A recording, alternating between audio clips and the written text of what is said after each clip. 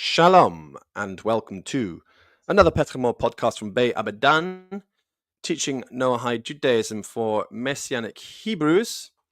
It is Friday the 28th of March 2025. I have in the studio with me J Corman Kane again. JC, how are you doing? You okay? I'm very well. Hello and shalom. It's great to be back and to pick up the conversation where we left off last time, which was all about the Black Stone, which is a very interesting topic. So looking forward to that. And yes, I'm very well. I hope you are well too. Well, Baruch Hashem, I'm still alive, which is always good. So always here we a are blessing. on this. We've got on the screen here. I just wanted to. Some people had asked me a little bit more about. Well, who is J Corman Kane? You've got a good rapport with him. I like listening to the conversations you have with him. They're always very interesting. He knows what you're talking about. You both seem to be on the same level. Who is he? Where did he come from? So I wanted to let you know a little bit more about him on his website here. He's got a website, which is what we're looking at right now. It's called jcormankane.com. That's JCORMANKANE.com. And he also has an Amazon page where he's got his books available on Amazon. You can purchase his books there. You've got Kindle versions and paperback versions for some of his books, which I hope you can see on the screen right now. Okay. And also he has a YouTube channel, J Corman Kane YouTube. Hopefully we can see that as well. And that should be showing on the screen right now. And you can see he's got some videos there. This is his homepage there, videos and shorts, popular videos, playlists. So you get an idea of who he is. If you want to, you can go and look at his background there. He's got a profession, his own profession. And on the side, he does this research because it seems like anybody whose paid job is focused around Islam has an agenda which they can't get out of, even if they wanted to get out of it. Whereas those of us who are not paid to have a career in Islam are free, or related to Islam, are free to say pretty much whatever we want, and focus, and we don't have to worry about changing our minds or getting back to unusual positions. And as we go along, our careers are not built around one particular narrative, which we cannot change if we wanted to. I'm a missionary for Noahide Judaism. JC has his own job where he does, which is completely unrelated to this sort of work. It's a kind of a forensic work, I could say it that way. I think you don't mind me saying that much. Is that okay, JC? Yeah, absolutely. Forensic work is the easiest way to say it without going into too much detail. And so we don't really have anything to lose by presenting a position on Islam, changing our position on Islam, finding some details. We haven't built up our careers around it. We don't have a seat to lose. We don't have a reputation to lose. We don't have an image to maintain. We don't have our careers and our life and our income is not built up around presenting our views on Islam. And so that's why I think you enjoy, although people who've been watching this have made comments that they enjoy listening to us chatting about Islam so much, because we are both forensically minded. We're both believers, but we come from we both come from secular backgrounds. JC is not a Jew. I'm a Jew. He's not a Jew, but we both come from secular backgrounds. We've both become religious, and so we have a lot in common on a personal sort of level, I suppose. And our brains are very much aligned, and we see eye to eye on a lot of things. But his view on Islam is not my view on Islam, just so you know. It's just that he knows what he's talking about. I know what I'm talking about. He knows what I'm talking about. I know what he's talking about, even though we have got different opinions. So there you've got access now to his information if you want to have a browse through. JC, you want to defend your position or make an excuse or apologetics for yourself in advance before anybody goes and has a look? You might get a flood of subscribers now. So, what do you want to say about any particular books or Amazon or YouTube channel? Go and tell us what you would like to talk about. Well, perhaps the one thing to address is that when you have actually shown the Amazon page, that was .co.uk, and the reviews there, they are very, very absolutely awful. The main website, which is .com, that one, my books actually have well over the 4-star reviews. What happened was with the second book, which was Unveiling the Myths and Realities of Islam, the goal of that book was for the UK, because I could see, I used to live in the UK, and those people are very close to my heart. So I wrote that book to get people to just pick it up and actually get up to speed with Islam very, very quickly. This is not for the pros. The pros, they have nothing to learn about that. That's for people who know nothing about Islam, and they're going to learn things very quickly. The moment that thing went live, I immediately got like 1-star reviews from people that didn't even pick up the book, just like that. So the UK is incredibly censoring anything that has to do with Islam. And after that, so I am absolutely invisible for the UK, which is, of course, not ideal. But yeah, that's actually just a little bit of a problem. This book, particularly Unveiling the Myths and Realities. 4.5 star actually here on this UK website. The Unveiling the Myths and Realities of Islam got 4.5 stars there, so that's not too bad. Oh, okay, yes, so that's not bad. You're getting more popular. Yeah, that's actually great. But yeah, I realized that I heard Robert Spencer saying something similar when he published his book, that in Amazon he immediately got 1-star reviews. So these things do happen. So I was expecting that. But in .com is where all of the reviews are there and things look much better. For anyone actually watching this, do not pick up this book, Unveiling the Myths and Realities of Islam. They will not learn anything new that they haven't actually already come across. And that book will be made for free, hopefully within this year. I'm still actually working out things. So if anybody's interested in that one, just wait for the PDF, and that will happen. The other two books, Islamic State of Israel, first published book, is sort of the Da Vinci Code, but Islamic style. So there are things happening in Israel. I don't want to spoil anything. And it is a very hard read for the first 3 chapters. Lots of people, even my editors, didn't want to actually continue reading because the first 3 chapters look very, very, very hard until, the plot twists get revealed and you haven't actually read anything of what was happening. You were just making assumptions. So anybody that picks up that book, you will need to plow through the first 3 chapters, which are very, very hard. But then people will go, oh, okay, so that's not what happened. So just to say that, because even my editors had problems with that.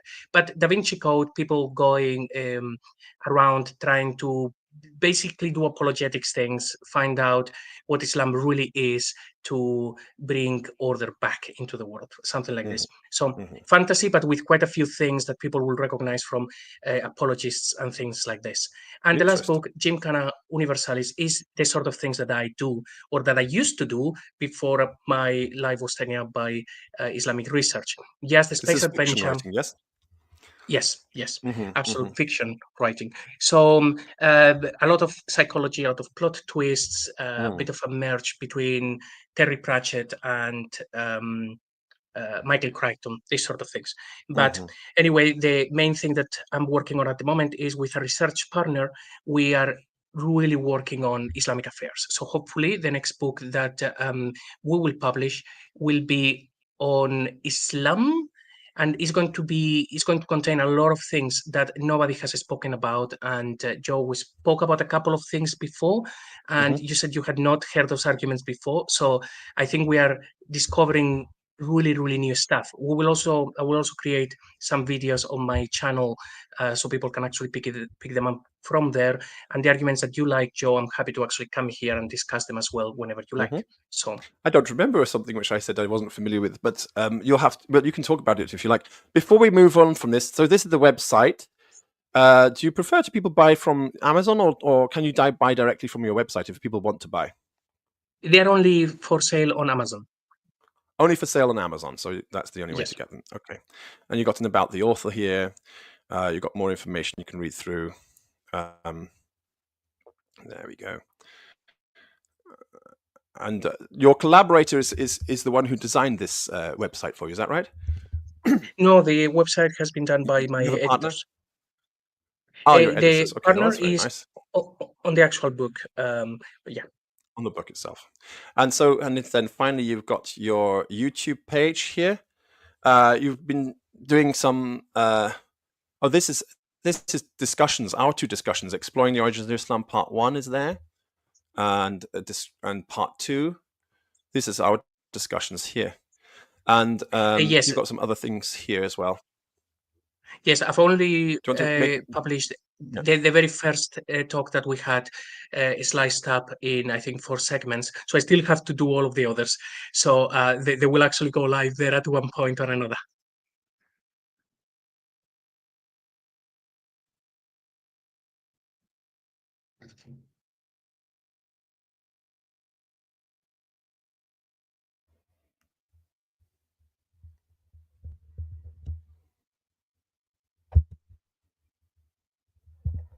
And I'm back. Am I back?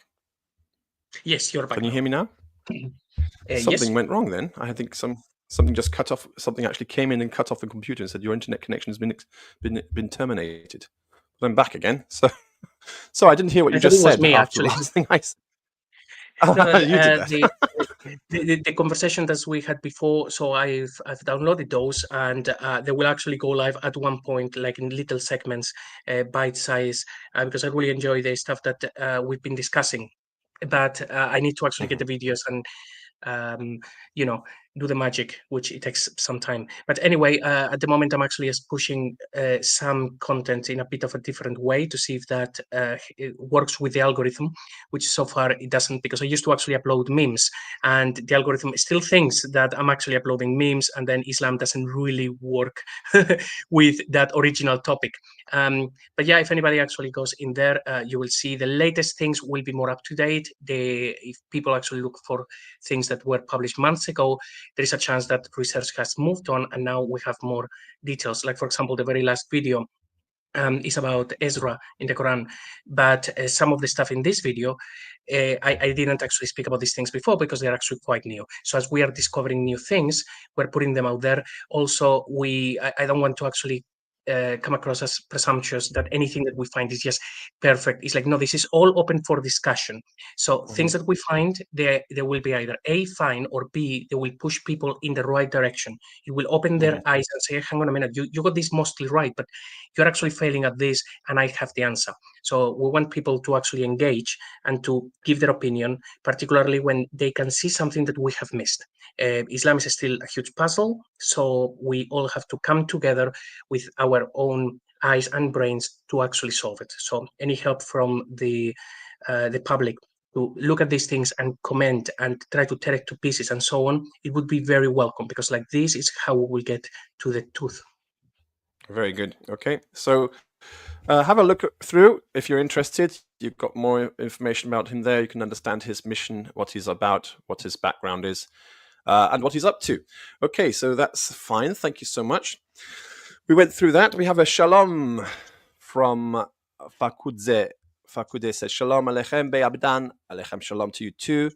Thank you for popping along. We always welcome our friends on this channel. So I'll remind you what the channel is about. This is teaching Noahide Judaism to Messianic Hebrews. That's what we're supposed to be doing on this channel. And the position I have concerning Islam is that Islam, just like Christianity, began as Messianic Noahide Judaism, but was soon corrupted by a dynasty of basically Persian imperial dynasty. They may have been Arabs, but they were essentially continuing the Sasanian sort of ideals, and they were called the Abbasids. In the same way that Messianic Noahide Judaism was corrupted in Europe by a dynasty called the Constantinian dynasty, who also made it into Christianity as we know it. But fundamentally, Christianity and Islam both have the same foundation, and that is Messianic Noahide Judaism, which is what I like to push on this channel. And that's my interest. That's what I'm focused on. Just to remind you, Messianic Noahide Judaism is from the point of view of the scribes and the Pharisees, just as Jesus of Nazareth said in chapter 23 of the Gospel of Matthew, the scribes and the Pharisees sit in the seat of Moses.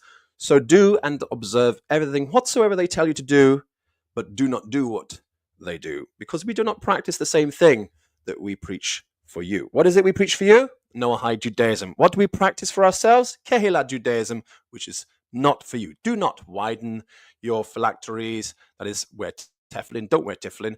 Do not lengthen the tzitzit in your garments, don't wear tzitzit. Don't have payot. There are many things you mustn't do, which Orthodox Jews do, and that's for ourselves to do. It's far, far too difficult of a burden for you to pick up. You mustn't do it if you believe in Jesus. If you believe in Jesus, don't do it.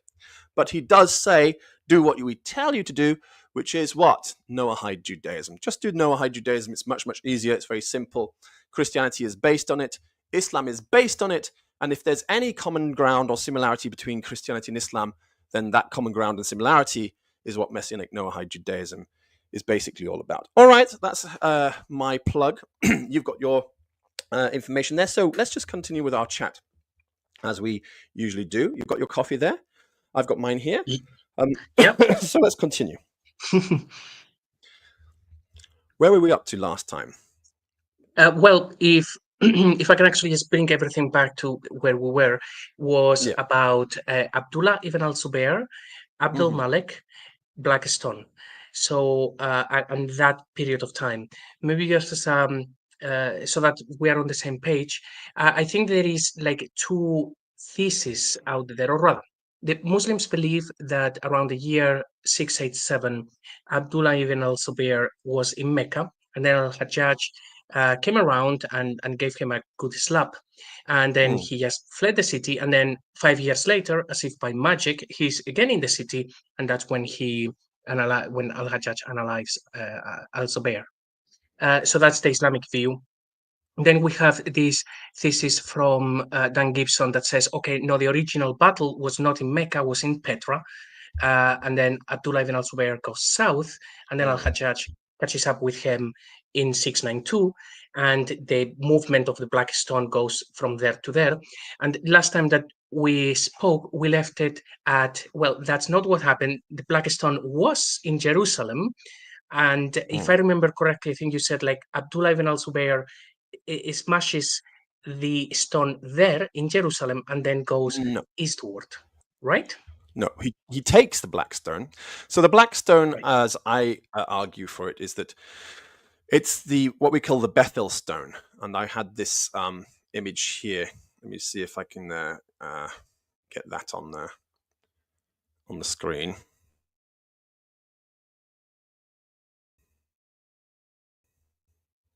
And to share it.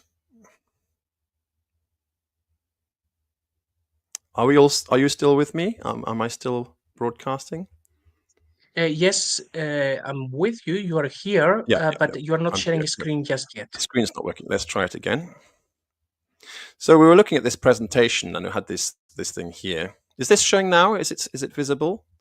I hope it is. Yeah. Yes, it has loaded up.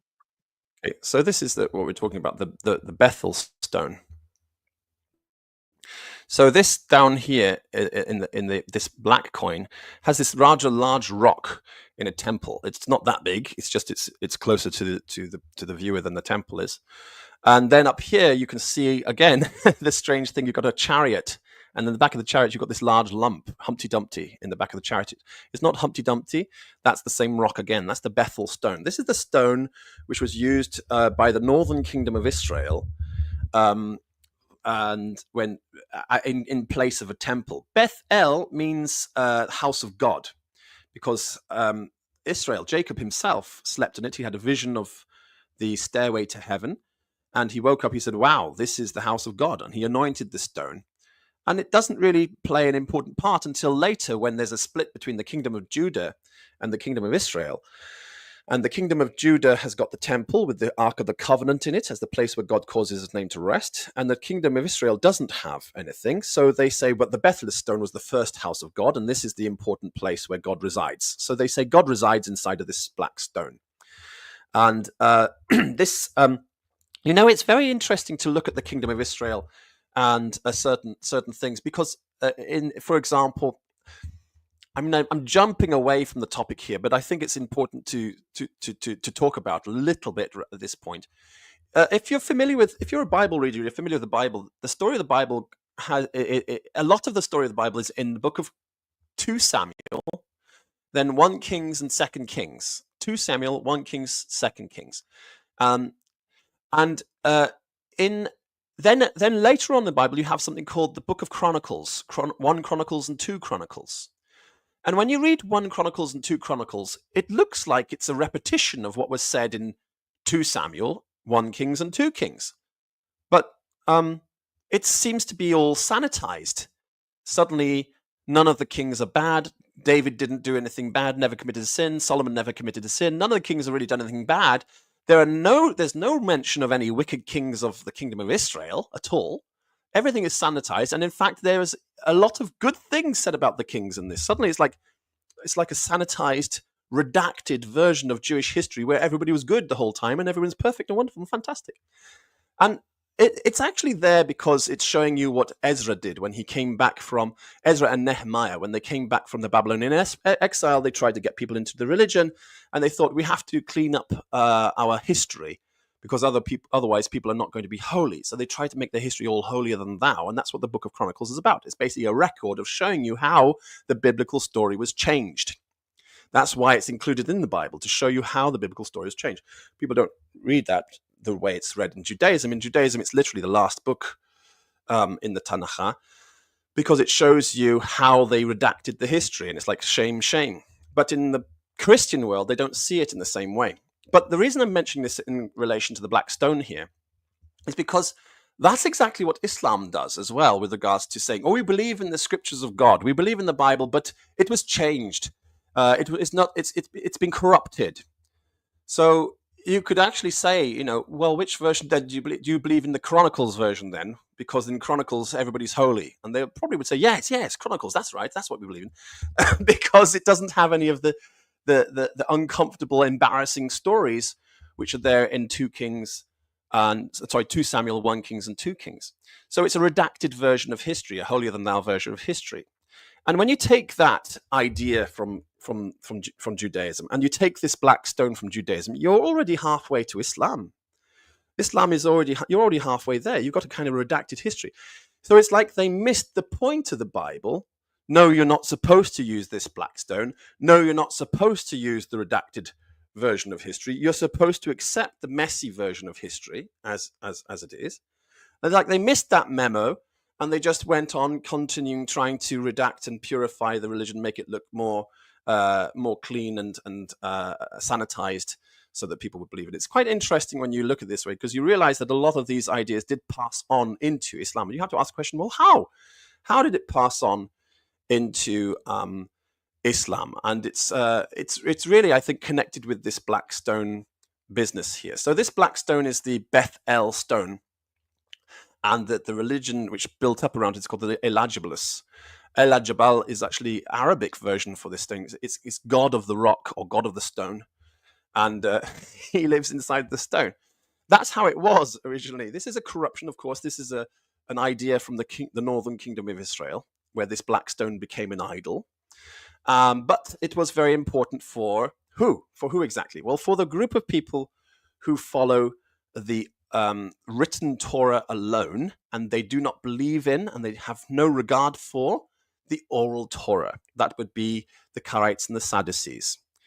And Abu Bakr as-Sadiq, I always argue, is one of those Sadducee type believers, and his family would have continued the importance of trying to hold on to this stone and have their religion centered around this stone. And Abdullah ibn al-Zubayr is the grandson of Abu Bakr as-Sadiq, so he's also in the Sadducee area. Now, he's leaning more towards Messianic Noahide Judaism, which was big and popular at that time, but he's also trying to galvanize support for his party, if you like, and he thinks that having this black stone as the definitive Qibla where people should face will help out. And a lot of people are facing this, a lot of Sadducees and Karaites are facing this stone in Jerusalem. So he takes the stone from Jerusalem to Mecca. Now, I've got a slide where that is. I think I talked about it last time. And I have a little picture somewhere down here of exactly where Mecca is described as being, which is...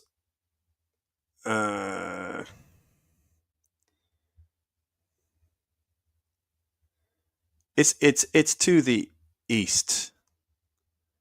of Jerusalem. There we go. This is the slide we want to look at this point. So how can you see this one now? Yes, I can see that one. So this is the location of the Mecca where Abdullah ibn al-Zubayr takes it to. So he's taken it from the one sort of argue. You know that there's more than one location for Mecca, right? So people have argued, oh, it could be here, it could be there. Where was Mecca? And I think pretty much everybody who's familiar with the archaeology of the Hijazi Mecca in Saudi Arabia, including many Islamic scholars, are aware that there's just no archaeology down there. Nothing was happening down there in the desert, in Hijaz. Nothing was happening there. But there are arguments that it could have been in Nabatea, in Petra, as Dan Gibson has argued. And Dan Gibson argues that because that's where he thinks most of the qiblas of the early masjids faced. I would not take anything else that Dan Gibson says with any level of serious don't take it seriously. Just take it all with a pinch of salt. But Dan Gibson has done the footwork, and he has measured the foundations of the mosques, and they do not point to Mecca in Hijaz. They point closer to Jerusalem, possibly Petra. Certainly in what we call the Abri Mountains, or the Hebrew Mountains of Jordan. Certainly it points to somewhere in the Hebrew Mountains there. But nevertheless, as you said, in the Islamic story, it says that he takes this, he's there, he's in Mecca, he takes this stone away from Mecca, and then suddenly he's in Mecca again. It's like, what's going on here? Yeah, he was there, he's taken the stone, he's run away, and suddenly he's in Mecca again. So the answer for this weird discrepancy in the Islamic narrative is because there's two locations which have been forgotten, which have now all become identified as Mecca in the story. Everything happened in Mecca. Well, it didn't all happen in Mecca. There was a Mecca, which I say is here, in this location, in the Chamor River Valley. And this is to the east of Jerusalem, which is also identified as Mecca. So the Black Stone started off in Jerusalem, was taken by Abdullah ibn al-Zubayr to this location, the Chamor River Valley, and then later was smashed to pieces and destroyed in the Chamor River Valley. That's where it was destroyed. Okay? Have I clarified that? Yeah, that's very clear. Mm-hmm. So now, what do you want to say about the Black Stone at this point?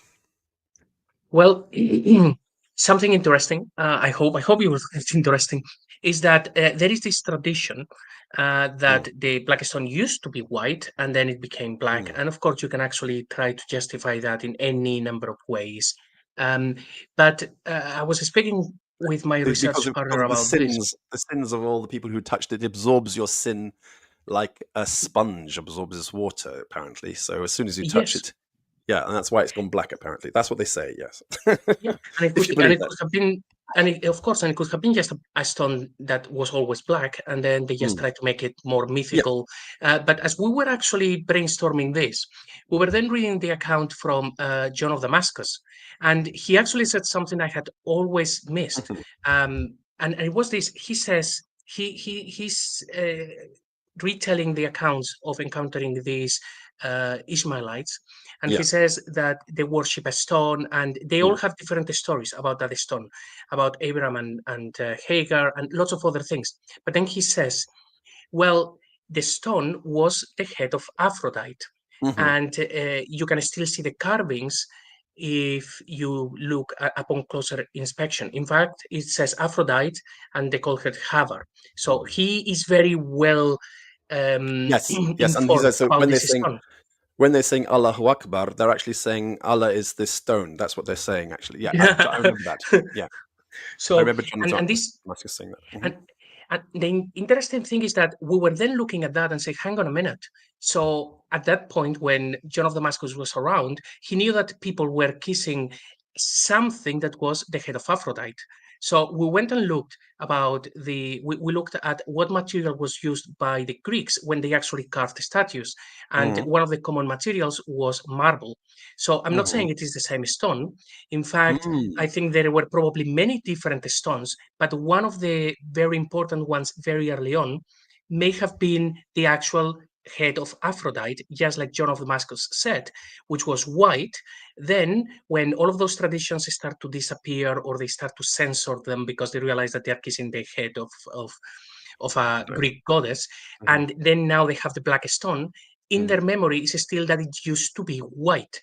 So maybe that's actually how the tradition of it used to be white came from. John of Damascus saying it was the head of Aphrodite. What do you think about that? No, I think this is a very good explanation. It doesn't necessarily mean that John of Damascus was right. It just may come from simply people being aware that John of Damascus used to said that this was the head of Aphrodite, and people knowing that Greek statues are made out of white stone, and so people saying, well, it used to be white, and then eventually make the story come. It could be. It could be. It doesn't necessarily mean that it was, but it could be the origin of the story of why do people say that this stone, which is clearly not and never has been a white stone, clearly, why do they say that? Where did the idea that it was a white stone come from? And it could come from an apologetics story responser to John of Damascus's commentary, maybe even hundreds of years later. I mean, because these hadiths took a long. John of Damascus is writing when the Abbasids are on the rise, probably in a couple of years before the Abbasids finally take power. Maybe he's writing around 749, 747, something like that. And the Abbasids take power in 750. And it takes 100 years still before Abbasids have got the story of Islam straight. So, it could be just something which was floating around in the a criticism which was floating around in the story, and the response was that it's black now, and people say, well, obviously you changed the stone because Greek statues were white, and saying, no, it wasn't a Greek model, but it was white, and it's changed black because it absorbs your sins. So it could have been something like that. That's an interesting interpretation of it. I'm not sure if that's the way you would want to take it, but that's the way I would probably say, yeah, fits it in. I don't like to dismiss anything. I like to try and bring everything in and try and find a way that it all fits together. So yeah, I think that's one of the things that it's not like it can be proven. It's not like we're going to find a document and says, oh, look what happened from here to here. It's like it's just one of those interesting facts that you say, oh, look, actually that would sort of like fit, but no, it's just a fun fact, and that's about it. Just in case that anybody thinks, oh no, hang on a minute, but there was only one stone ever. It's like, no, let's be honest. If you go to just about any country, there will be villages where you actually go there, and they will say, look, if you drink from this water, you will be lucky, or you will have money, or whatever. It's like and it doesn't mean, okay, so people will believe in that. It's like, no, if you go to any lands in the old days, or even nowadays, there will always be in every single village either a stone or a tree or a fountain that if you just give a coin to the person that is right there, you will get a luck, or they will say it's holy because an angel appeared.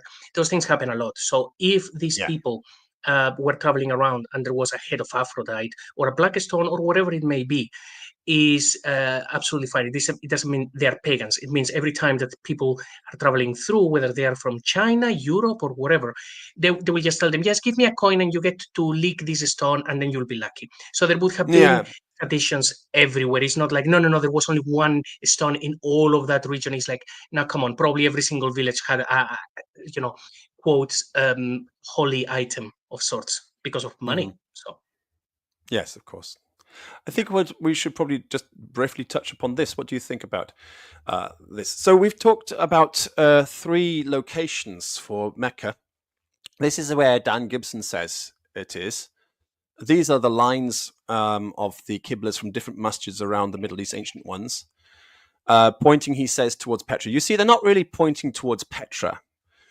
There's a kind of a general circle, a large circular area in South Jordan on the Abri Mountains, on the Hebrew mountains, or they can also mean the mountains on the other side, the people who crossed over, or the crossover mountains, or it can mean transcendent mountains as well, I suppose, if you want to try and find another meaning. Anyway, this mountain range on the east bank of the Jordan River, going down past the Dead Sea, is the Abri mountain range. These are the Abrim, Hebrew mountain range. And you can see that they seem to be converging somewhere in the Hebrew mountains around here. You've got Mount Nebo is a little bit higher up here, a little bit further up, Nebo is supposed to be where he saw a cross over in the land of Israel, where Moses was buried, and he went up and he saw the land of Israel. However, there are at least 3 places along this mountain range where Moses went up, according to the Bible. One is in the south, one is in the middle, and one is in the north. At least 3 places where he looked across and saw the land which he was never going to enter.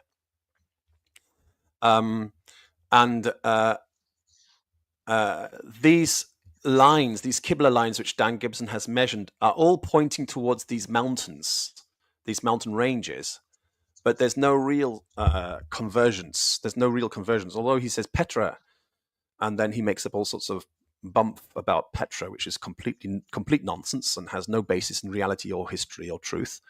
But what he does get correct is that all these lines are pointing towards here. So you could say, well, maybe they were trying to hit Jerusalem, which is what Dr. J. Smith used to say decades ago when he first started all of this. J. Smith used to say Jerusalem was the spot, and I used to think that was the case. But I have a better solution, and because they don't really seem to be hitting Jerusalem, they seem to be hitting these mountains, and I have a better solution, and that is that in the book of Maccabees, it says that and this is a Jewish tradition, that Prophet Jeremiah, took the Ark of the Covenant, which is always the place where God causes his name to rest, and he hid it in this mountain range. He hid it somewhere in this mountain range, and nobody really knows where the Ark of the Covenant is. But according to the book of Maccabees, the Septuagint as well, the Greek Bible, the original Christian Bible, and Jewish tradition, Prophet Jeremiah has hidden it somewhere in this mountain range. So it would make sense because we do not face the Black Stone when we pray. We're not even supposed to face Jerusalem when we pray. If you remember, the story is that wherever the children of Israel went in the desert, the camp was set up around the Ark of the Covenant. That was the important place which they faced and prayed to. They prayed towards the Ark of the Covenant, where the presence of God resided. And then when they came into the land of Israel, they set it up on Mount Ebal, and it was held there. People say that Mount Gerizim is where it is, and that's why the Samaritans... Mount Gerizim is opposite Mount Ebal, and that's why the Samaritans are facing Mount Gerizim, because they say this is the place where God caused his name to rest, as described in the Torah. Actually, if you look carefully, it's Mount Ebal, not Mount Gerizim, but they think it means Mount Gerizim. And then later on in the book of Kings, we read that David went up to Samaria, to Nablus, Shechem, which is where Mount Ebal is and Mount Gerizim are, and he took the Ark of the Covenant and brought it down to Jerusalem. And then halfway along the way, he stopped at the house of somebody called from Edom, and he performed a sacrifice there on the spot. And everybody was very happy about this. Nobody said, heretic, non-believer, you're not allowed to put a sacrifice just anywhere. You have to put a sacrifice only where God causes his name to rest. Nobody argued with him, because it's actually, oh yes, this is exactly where God causes his name to rest, because the Ark of the Covenant is where God causes his name to rest. So this is our Qibla, if you like, you use an Arabic word. This is our direction that we pray. This is the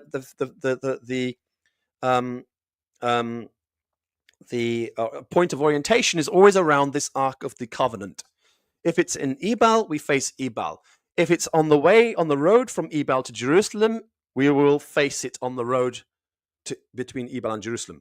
And then finally it was brought to Jerusalem, hence we face Jerusalem. Jerusalem is not a holy city, except for the fact that just like Mount Ebal and just like the house on the way, it is a place where the Ark of the Covenant rested. And now it's not there. According to the tradition here, it was taken by Prophet Jeremiah and was hidden in these mountains. So this would be the correct place to face when you pray.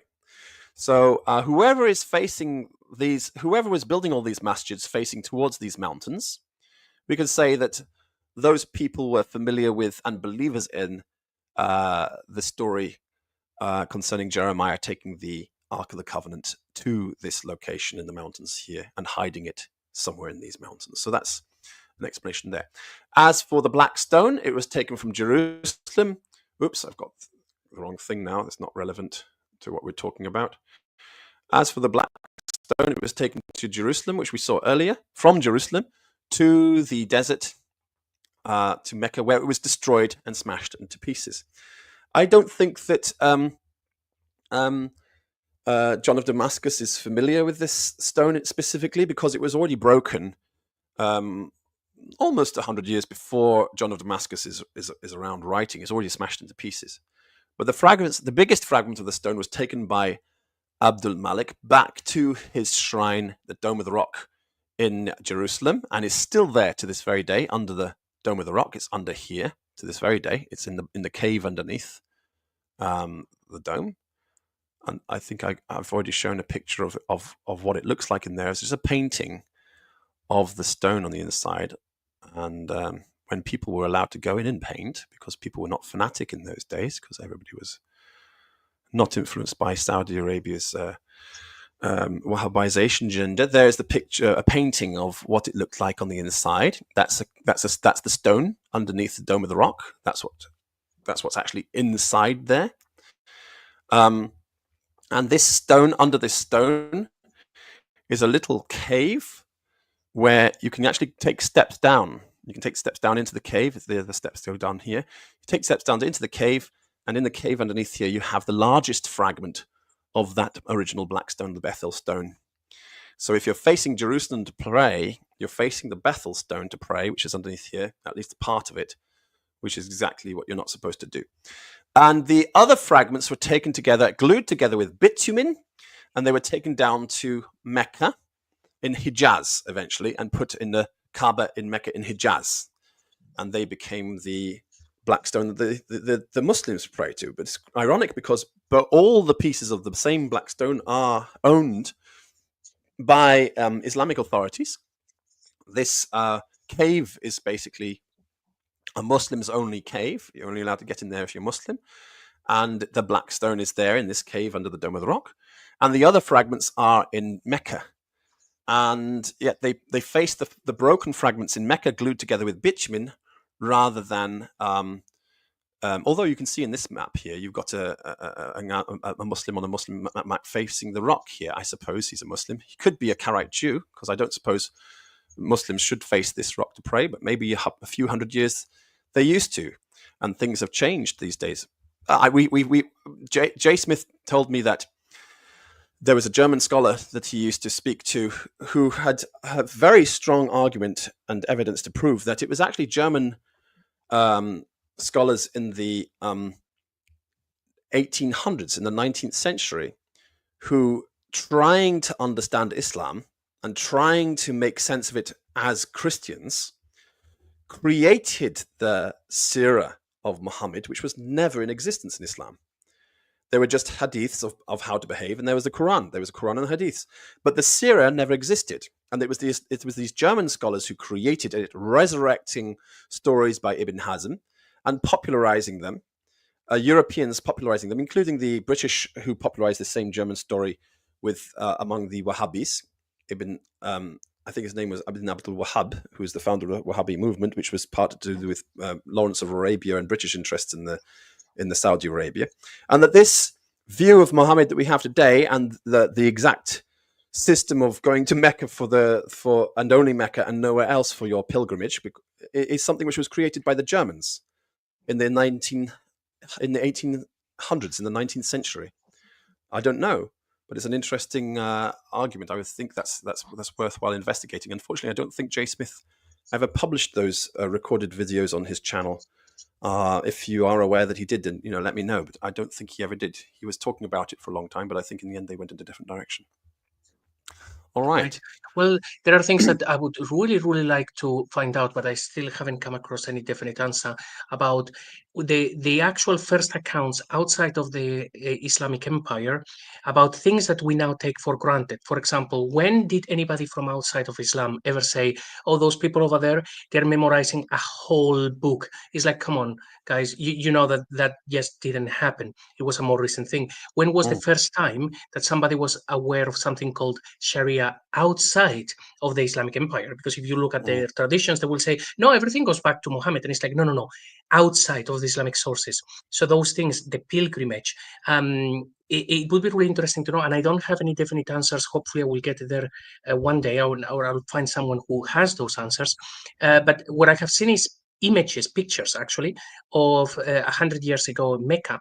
And it was nothing. It was really like one thing that is like a village, tiny village. It's like certainly people were not going there en masse. Of course, Right. they didn't have the ability to travel like we do now, but it also feels like it was not a very important thing that was being told in every single mosque.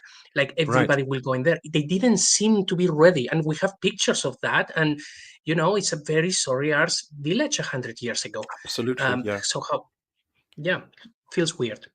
It feels very weird. I think that, and even the prevailing strength of traditional pilgrimages to Rumi's grave, for example, in Turkey, to Hassan Hussein's grave in Karbala. You know, it's interesting that there seems to have been a variety of different places you could go to as for pilgrimage in different sects of Islam. Right up until relatively recently, and then suddenly it's become very, very big business to push it for Mecca in Hijaz. And I think that there is an element of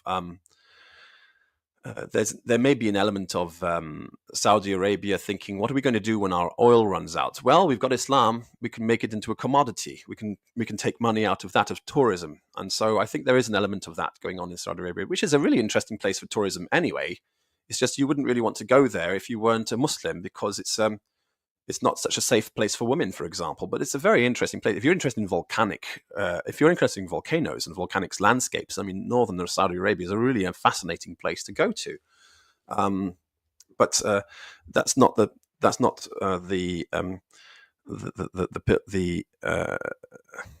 tourism that they want to push. That's not what they think they can make most money out. They think they can make most money out of Hajj trips. So that's what they do. So Hajj has become focused on the Hijazi Mecca. But I don't think it was always that much of an important place. It's a couple of hundred years before it even appears on the map. I think it was important for an important shrine for the Abbasid dynasty. I do think that was the case. Otherwise, why did the Abbasid dynasty, pick that spot to put the fragments of the black stone? Why was the Abbasid dynasty so obsessed with pushing that particular location for where everything took place?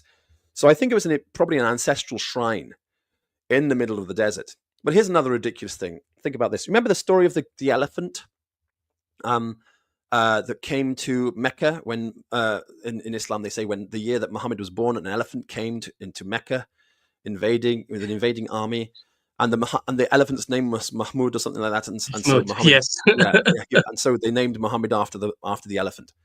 Okay, I mean, where do we start with this? Number one, that would have to be an Indian elephant, not an African elephant, because African elephants have not been domesticated and are not possible to domesticate. You can't domesticate African elephants. They're just too wild.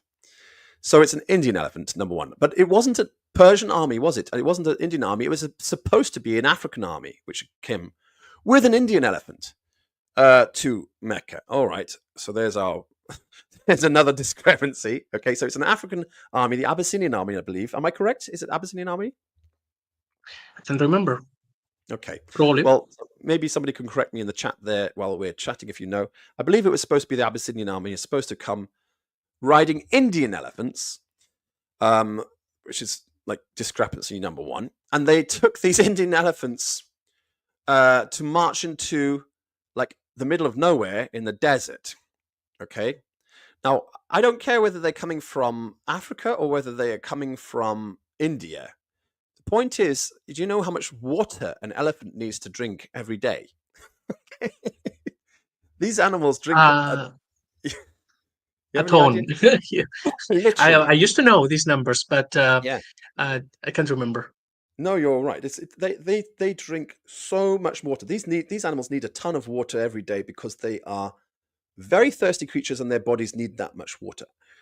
There is nowhere on the approach to Mecca, and there's not enough water in the Mecca. There's nowhere on the approach to Mecca that they could even survive crossing the desert. If you want to cross a desert, you got two ideal animals for crossing a desert: a camel or a donkey. These two animals are really good for crossing deserts where there's no water. They retain water for a very, very long time. But an elephant, it does not retain water. It needs water all the time, every day, all the time, several times a day.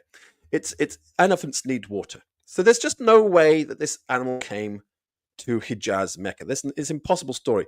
The whole idea about an elephant being in Hijaz in the year that somebody was born and he was named after this elephant, and he was given, this Indian elephant was given an Arabic name. I mean, we're off to we haven't got a very good start here for the beginning of the Sirah of Muhammad. He was born in Mecca in the year of the elephant. It just fails immediately. I mean, talk about discrepancies. There's too many in this story immediately. By the way, if he was Indian, the only word you've really got from Sanskrit, which is close enough to Mahmud, is Mahmudra. Do you know what that means? No idea. Mahmudra is like some kind of gigantic orgasmic sort of orgy where everybody has one gigantic climax at the same time. This gigantic Mahmudra takes place. Okay? So that's that actually fits as to why they would name him that way, actually. It actually makes a lot of sense, to be honest. That's why they say that he had so many wives. All right, so that's what Mahmudra is actually in reference to. It's the ultimate worldly experience which anybody is going to. If you don't have any spirituality to you, and they say in the Kali Yuga in Hinduism, the Kali Yuga is the period of the end times, that people will be so far away from spirituality that they will not have any spiritual ecstasy. They won't have any spiritual experiences. They'll be so devoid of spirituality that the only thing they'll be able to, the greatest experience that they think they'll be able to experience would be a Mahmudra. So it's not even a good thing in Hinduism. It's literally, nobody would name their elephant Mahmudra because they're basically saying the ultimate culmination of wickedness in the Kali Yuga. That's basically what it means. Who's going to do that? Nobody's going to do this. You'd have to be like a Hindu Satanist in order to name your elephant Mahmudra. So Mahmud is supposed to be the name of the elephant. It probably is an element of truth in the name of this elephant having. There may be some gigantic thing. Somebody had heard that Mahmudra is some great thing in the Kali Yuga, some evil thing, and so they named the elephant Mahmudra. It might be something which was floating around in Persia. Somebody might have heard about these ideas, where there was a real melting pot going on in Persia. It's right next to India, it's next to Arabia, and there's a mixture of ideas. So these stories, these ideas were definitely invented in Persia, where people had no idea about the terrain of Hijaz, and they had no idea about the depth of the Hindu religion. They just had ideas floating, names, words, ideas floating around, and it was all amalgamated into this thing. A little bit of Judaism, a little bit of Hinduism, a little bit of Arabian paganism. They throw it all together and they created this idea. But this has all been created in Persia, definitely, and so that's what we're at there. Well, there are all of these stories about Muhammad. We know that they are fabricated. We know where some of them come from, like including about the mother and the, light shining from her VJJ, which some accounts say it was a dream, and some say it did happen, but we know where that story comes from. So everything is like that. However, when actually reading their traditions, there are lots of stories that they appear twice. There is this parallel, and even though you cannot trust either of them, it feels like something did happen, normally much, much later by somebody else, and then they repurpose exactly the same story to create the story of Muhammad. One of these ones is about, look at this parallel. So we are at the time of Abdul Malik. And actually, no, let's go with the Islamic narrative first. So the Islamic narrative says that Muhammad fights in Khaybar, and then after that battle is when he goes into Mecca unopposed, and he wins, just like that. And he chops 3 heads. I think it's 3 heads according to the hadiths, and everybody else submits. And it's like, okay, phenomenal. But when you read Al-Tabari, he tells the story of Abdul Malik and Al-Hajjaj. They win in Kufa. They have that battle, they win. That's actually what cuts off the the allies of Abdullah ibn al-Zubayr. Is after that battle that then Al-Hajjaj is actually sent after Abdullah ibn al-Zubayr. He cannot actually just get rid of him before. And then according to their own traditions, which of course we cannot trust, he goes all the way to Mecca. He goes there pretty much unopposed. He chops off foreheads and he just lets everybody else leave because they submit to Abdul Malik. So there is that very, very strong parallel between the two stories. And also with the stories of Abdul Malik, there is this thing, I can't remember very well, I studied this a really long time ago, but some of his battles when he becomes the caliph and then things are starting to go very, very weird, he actually goes towards this direction that you have now on the screen, where there are rebels basically everywhere. And one of the, or some of the deciding battles, they happen in that region. He needs to go east first, and then actually he will go south. But I can't remember those facts, so I cannot actually just say what it is. I've seen some documentaries about it. So there is this very strong parallel where you have the stories that are being told about Muhammad that they actually happen with other people. The story, by the way, Abdul Malik also had a very important battle in Khaybar. It was quite a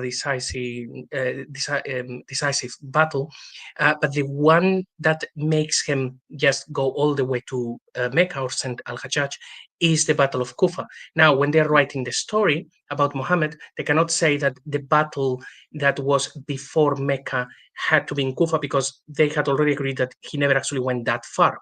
So it's almost like they're repurposing these two battles from Abdul Malik and Al-Hajjaj, all kind of like merged together, and they end up coming up with a story of Muhammad where 80% of the facts, they still match. So, and yeah, all of those things together with this image that you have on the screen, it could have very well have been the battle that happens in that direction as opposed to the south, because why would they actually even care about a place like Mecca? Now we have been programmed to believe, oh, great city and all of that. But no, if it was a shrine, would have had like, 3 guys and a camel. It was tiny. Nobody would have cared about it. And if they actually cared, they would have a steamroll over it. But the place that you're actually showing would have been a very disputed place because you would have had armies still of people who were mercenaries, maybe from the Persians. It's not that far off from the lands of the Byzantines. That will be a very well-stocked area, You would have lots of people going in and out. You would have mercenaries. So if we put all of those stories together, it would actually make more sense than the Hijaz when there is absolutely nothing down there. So there's nothing. Yeah, that's right. Yeah. Well, let's try and get this. Here I have, while you were talking, just to illustrate the point, Kufa and everything is over here. Can you see where it says Kuwait city? Kuwait, is this showing on the screen? Basra, Kuwait, Abedan. This is all up here. Kufa is down here in South Iraq. And then Medina is down at the bottom of the page on the right-hand side. Okay, which is not too far away from Mecca. Medina is there. Mecca's not even showing on the map, but Medina is close enough. So you've got Medina. And between Medina and there, you've got these volcanic mountain ranges and desert, and there's nothing. You're not going to be galloping horses across from Medina to Kuwait area, so the South Iraq area, and back across to Medina. It's impossible. It's not possible. You can't go. You couldn't take, and the number of times that, they say that, and it was 15 days or 16 days. It's not going to take that many, 4 days later, 3 days later. That's just, what were they using? Aeroplanes? You couldn't get from here to there in the amount of time that they're saying. Maybe you're going to go from here to there in about, you've got to follow the water as well. You can't just rush into the desert. You've got to follow the water. But if they did, you're probably talking about a caravan taking about a month to go back and forth from Medina to Basra, if they're very lucky, going around the rock formations, maybe 40 days. Okay. And camels are not fast creatures. Donkeys are not fast creatures. If you're going into the desert and you want to carry a lot of water with you and you want to make sure the animals are not going to die of dehydration, you need donkeys and camels. They are not fast creatures. It's going to be a long, slow trek, probably 40-day trek going around the mountains to get there. It didn't happen. People are not rushing back and forth. We should at least know about one major route, okay? One major route they were taking, maybe the route from Medina to Buraida, and then going up to Hafar al-Batin, and then going up to Kuwait in this way. This is the route. This is the only route. The major roads, of course, built upon earlier routes where there would be basis of civilization, settlements, water along the way. It's a long journey. It's not going to happen. So things did not happen down here in the south. And by the way, none of these cities are relevant to conquer in order to control the Middle East. When the people when you think about the European empires went into the Middle East, France and Britain, when they went to conquer the Middle East, they didn't go down to, let's control Mecca and, oh yes, Aras and Buraida, that's so important, we've got to control them. Oh, and Hafar, al-Batin, we've got to control that too, that's so important. No, they were up here. This is where it was all happening. They were saying, all right, we've got to control Iraq, we've got to control Syria, Lebanon, Jordan, we've got to control Palestine, Israel. This is where they were. This is where it's always been about. It's always been about this area. Iraq, Syria, Jordan, Palestine, Lebanon. That's where it's always been about. It's never been about anywhere else. These are the places, the centers of civilization you have to take control of if you're going to start an empire in the Middle East. Even Daesh recently, they tried to start their empire. And where exactly did they try to start their empire? They started it exactly where I have this map here, because it is the most strategically important location to start if you want to take control of the Middle East. ISIS, the Islamic State of Syria and Iraq. This is where they started. And again, they also smashed up a lot of historical artifacts which we needed, but this is where you've got to do it.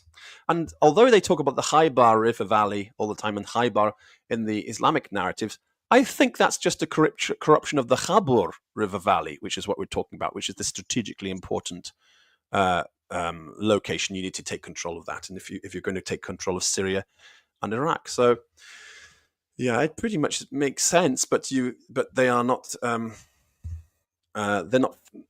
People don't think strategically. A lot of these religious people, they're religious nuts. They're not actually focused on anything which makes sense or anything which is historically accurate or logical or rational. They just have a fantasy story which they like to believe in, and that is what religion does.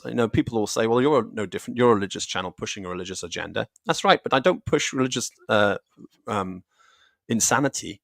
I push a combination of science with Noahide Judaism, because there is no conflict between Noahide Judaism and science. Jews do not require Noahides to believe in all of the articles of Orthodox Judaism. They only need to basically behave by avoiding 7 particularly wicked things. And as long as they avoid those 7 wicked things, they can be as scientific and as rational as they like. It's no issue. So what I push is very different from, it is a religious channel. I do have a religious agenda. I don't hide that, unlike all these other channels out there who like to hide their agendas and pretend that they're completely objective. I think it's impossible to be completely objective unless you come clean concerning your agenda. What is your position really? What got you interested in this really? What do you want to see really? Come clean with your agenda, and then you can be more objective, because everybody knows where you stand. But if you pretend, I'm completely impartial, that's not true, is it? Because these people have got something which motivates them. There's going to be something which motivates you. And if you don't come clean about what it is that's motivating you, then your audience has got to try and work it out by reading between the lines. I've always been clean and honest about that. But this is a rational approach to things. This makes much more sense. Is there something we were going to cover apart from that? We've done the Black Stone. Is there something else we're going to cover about the transition period from? We've talked about the origin of the Quran. We've talked about the origin of the state in this particular area, the rise, the Black Stone. We've talked about the rise of the Umayyads. Is there something else we were going to cover? We were going to talk about with regards to the origins of Islam, which we've forgotten about? I can't remember. Well, I don't think that we have forgotten anything. We have just been going like one step at a time, and then depending on what topics are of greater interest or I have more questions on, we delve into those. And the last time we left it on the Black Stone. So we've covered this one today. Maybe next time that we speak, we can actually say, hey, maybe we can actually talk about this. Very interested about the whole thing with Abdul Malik, Abdullah ibn al-Zubair, because everything seems to be actually happening around that time. But actually before that, and just before we really leave this subject, when you're saying about the strategic value of these places, yes, you are absolutely right. Now we have almost been programmed to believe that, hey, Mecca was such an important city that people wouldn't actually go there. Who would attack actually Mecca? And it's like, well, actually everybody. If it was a very important city, you would have had every empire trying to really take control of Mecca. I can't remember a single example of anyone outside of the Islamic Empire fighting for Mecca. I could be wrong about this, not my area of expertise, but have you ever come across any other empire trying to take over Mecca? No, and in fact, the earliest reference to Mecca is just Makkah. It's one verse in the Quran, as opposed to another reference where it talks about Bakka, which is different. It's the Bakka Valley is in Jerusalem, but Makkah is the first time it appears in history. Is in this verse in the Quran where it says that some pilgrims were trying to observe or take something to the Masjid Al-Haram, which could be anywhere. It could even simply be observance of the Sabbath, and that they were being prevented from observing it or doing their observance or going on a pilgrimage by certain people who were in this place. But in the end, they got past without a fight. That's all it says, and we do not know anything else about that place. So it really was not a significant place. The Chamor of River Valley is very important. There's a lot of strategic places.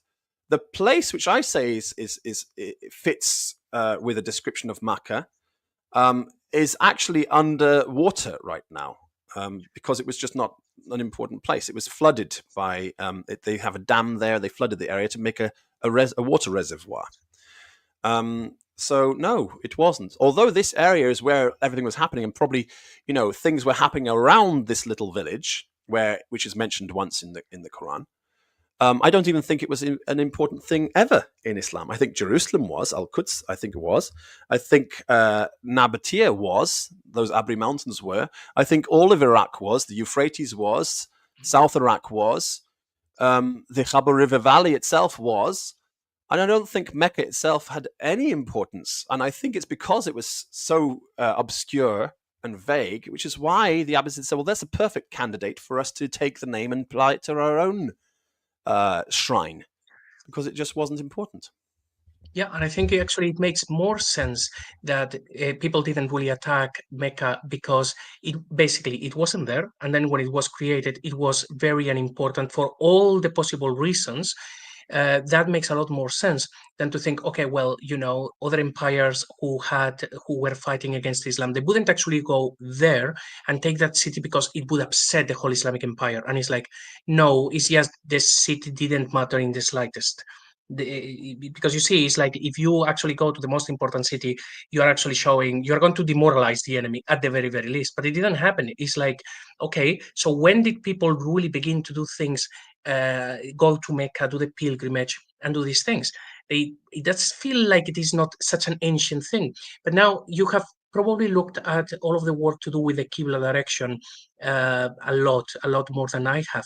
And I know that Dan Gibson puts forward the idea that it happens in the year 750. What's your view on that? Do you know when they started to pray in that direction?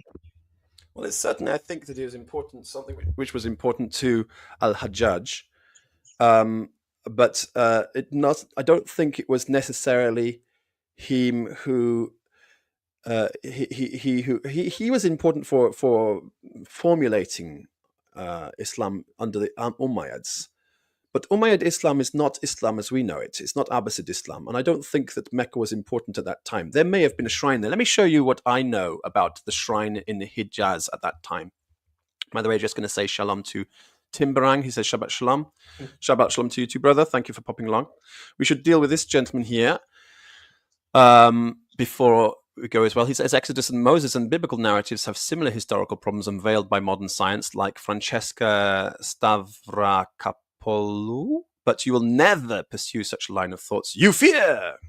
I don't know if you mind. I'll put a link for him to join me in the studio, because I haven't got any fear about talking about such things. Come along in, Gappa. If you want to pop along, we can have a chit chat and you can express your ideas, and be very happy to listen about it, because I don't fear, because I think you misunderstand the way I regard Judaism. You're welcome. What I was going to show was this, and I think this is true. Let me see if I can find it. I will share the screen now, so you've got something to look at while I'm searching for it too. I think this is what happened. I think that there were some foundations for the shrine in Hijaz. Where is it gone? Here it is. Now, the foundations of the shrine in Hijaz. This is the foundations of the Kaaba in Hijaz, in Mecca in Hijaz. Okay, this is the outline, the plan. And you've got it. The interesting thing is about this building itself has a Qibla. It has a direction which it faces. And what does it face? The Khatim itself, the center of the Khatim, points towards a direction. It points towards Jerusalem. So I think that it was there at that time, and it was built at a time when Abdul Malik ibn Marwan was trying to make Jerusalem his center. So I think it comes into existence, yes, I would say around 670s, maybe later. But Abdul Malik ibn Marwan's time is when he was trying to push Jerusalem as the center. Even beforehand, I think that there were people always, Karaites and Sadducees, who were trying to face Jerusalem as the center. And I think this was another one of those, facing Jerusalem. Although it could also be facing the same Abri Mountains. If we look at, am I sharing that? Is that on the screen right now? Yeah, I'm sharing it. I can see. Yes. Yeah. Although I suppose if we want to, we could also look at the direction from Medina to Jerusalem goes directly through. If I share this tab instead, where is Mecca? It's down there near Medina. I have to zoom in a lot before it becomes, because even today it's not important enough to show on the map. Is that it? Number 15 there? No, it's not 15. Let's have a look and zoom in. When does it come up? I think it's further south. It's not even showing. I'm going to have to search for Mecca. Mecca in Saudi Arabia. All right, here we go. Let's go from there. Let's zoom out a bit.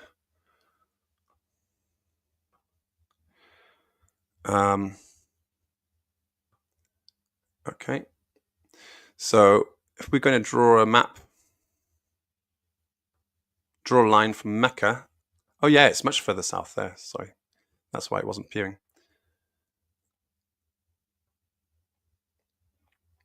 If you draw a line from here to Jerusalem, it goes through the same Abri Mountains that we were talking about beforehand. You see what I mean? There's Jerusalem, there's Mecca, and the line would go straight through the Abri Mountains. Again, it would go through this area, which is, of course, right, where Petra is. So we discussed before. I mentioned that anyway, mountains. Every time that I look at this, the Qibla. I think about Mount Sinai. That is as well in that general direction, although nobody actually knows where it is. But a bit of a controversial topic. I think you're probably aware there was one inscription found, I think in Taif or near Taif, that said this inscription was made in the year 697 when the Masjid Al-Haram was built. Are you aware of that inscription? Tell me again, which inscription? One inscription in Taif written in the year 697 that says it was done in the year when the Masjid Al-Haram was built. So 697, right during Abdul Malik's this is probably Abdul Malik's. This is probably at that time. I think Masjid Al-Haram refers to the Dome of the Rock, which Abdul Malik built in Jerusalem. Yeah. But that doesn't mean it was the original Masjid Al-Haram as referred to in the Quran. It's just what it became.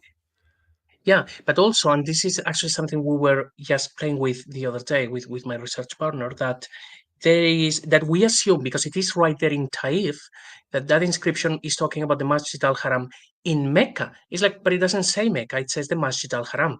So it is an assumption, and probably a good one because of the proximity, but that Masjid Al-Haram and whatever it was could have been something completely different. It could have been in a very different area as well.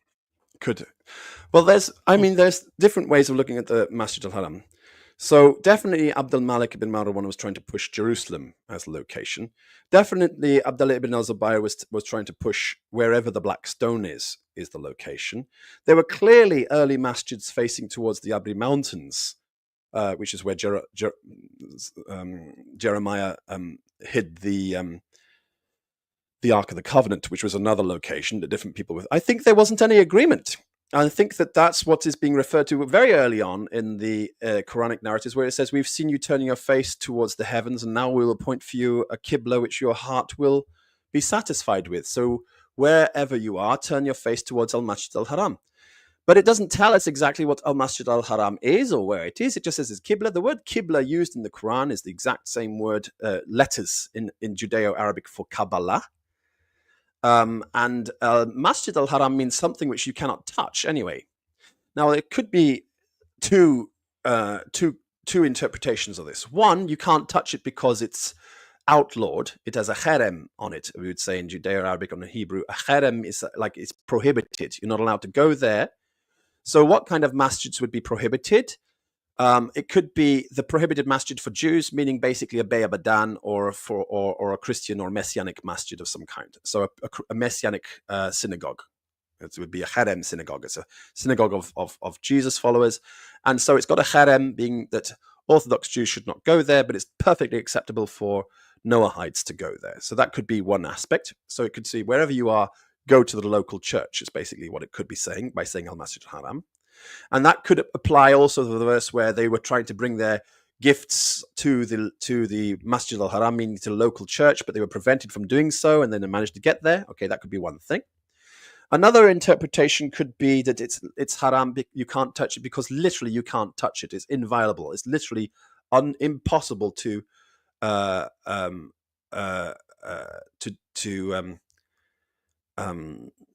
access, and that could be because it is what we would call like a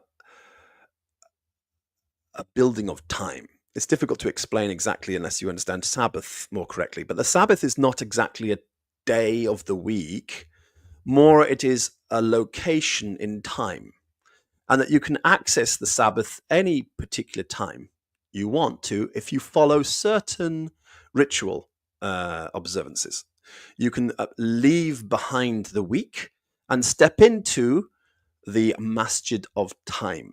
And because it's a Masjid of time, everybody around you just sees you standing exactly where you are on a mat, on a prayer mat or something like that. But nobody can actually see or touch or do anything to the masjid that you're in, because you're not actually standing in a physical location. You're standing in the temporal location, which cannot be seen by the naked eye. It's a spiritual location. So it's Al-Masjid al-Haram, meaning basically a kind of a meditative practice. And that being prevented from Al-Masjid al-Haram could mean being prevented from practicing your religion.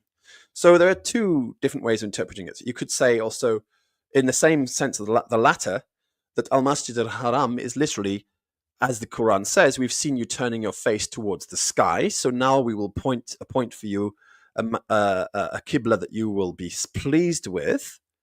So wherever you are, turn your face towards the sky, because we've seen you turning your face towards the sky, and the sky is completely inviolable. Nobody can go and smash down that masjid. It's eternal, and it's outside of physical contact. So that could be also a reference to the temporal masjid. So Al-Masjid Haram itself is a religious thing. I don't think you're going to have much luck in literally identifying where it is, unless it's actually meaning something which is hidden from view. And that could also be a reference to we looked at the Abri Mountains. Maybe Mount Sinai is in that location, the original Mount Sinai, not the modern day Mount Sinai. But the original Mount Sinai it could be in that location. The place where Jeremiah hid the Ark of the Covenant, in that location, it's hidden from view. Nobody knows exactly where it is, but it's somewhere over there. And I can't remember who it was that I heard before. I think it might have been Patricia Crone herself who said to me that it's somewhere in the desert, and that's all we know about it. We don't know exactly where it is. It's not Mecca, certainly not. It's much further north in that area, and it's just somewhere in the desert, and that's all we can say about it. So in that sense, it's a Masjid Al-Haram because nobody can ever violate it. Nobody can ever touch it. Nobody can ever actually get there. Okay. Well, I haven't actually considered that it could be a more of a metaphorical expression. I actually only been considering it being physical, and I have actually hit a wall trying to unpick that from the Quran. The best that I could actually come up with is both Mount Sinai and Jerusalem as basically places that would be made holy because God and does that, but that doesn't seem to fit. There is like a problem there. But actually, if you are right about this, that would make sense why when they are creating Islam, then they set a fixed place that then it becomes Mecca at one point by saying, no, now it's not like, okay, well, we don't know exactly the direction. No, the direction is right there. We're giving it to you. So it's really like putting a pin on the map and saying, here, do it. That's that. You see, we are right. As opposed to, no, we actually don't know where the Ark of the Covenant actually is. So it would make sense that they would go for the physical approach and say, here, this is what you have to do, when it had absolutely nothing to do with religion, because since when was the Hijaz important in the Abrahamic faith? Oh my goodness me. No, exactly. So I think we've got to just, I think, taking a forensic approach to it, we have to identify the different names which are used. There is Baka, and it's not the same as the other places. There is a Makkah, which is not the same as the other places. There is a Masjid Al-Haram, which is not the same as the other places. There is a Kaaba. And the Kaaba, I mean, I didn't even talk about the Kaaba. I should talk about the Kaaba, I suppose. We have to dissect these different places. And there's a Safa and Marwan, which is clearly Mount Sofim and Moriah. This is clearly... There's no argument about that. Only people who don't know Hebrew are going to say that Safa and Marwan refers to anything other than those two places. So that's clearly in Jerusalem. So there are different places. And I have covered this in the past, but I have removed a lot of my videos from public and put them into private view, mainly because people were starting to just take clips of my videos and play them on their own channels without my permission, without asking me first. And it was, I didn't feel that was very pleasant. So anyway, let's have a look at this. I want to show you the Kaaba. Should we? I don't know actually how long you've got today. If you haven't got long, we can actually pick it up on the Kaaba. Okay. Kaaba. There's not much to say about it. There's not much to say about it. This is the Kaaba here. Let's put that on the screen.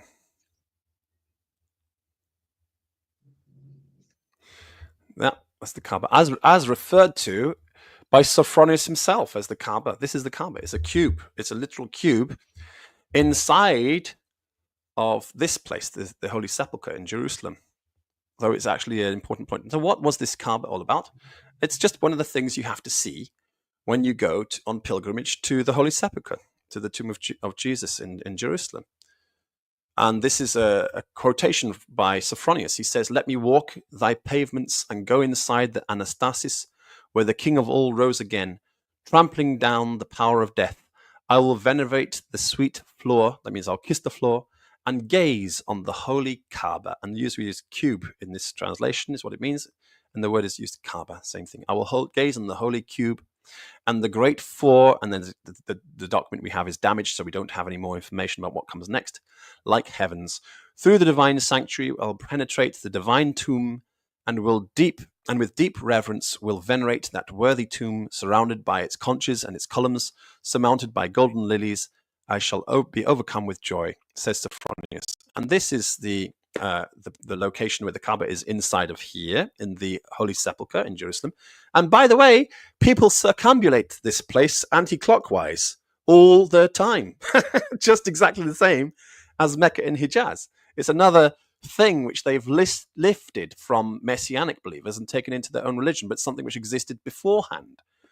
So that's the Kaaba. So all of these things are different. You've got Safa and Marwan, which is related to this pilgrimage to the Holy Sepulchre. You've got the Kaaba, which is actually in the Holy Sepulchre.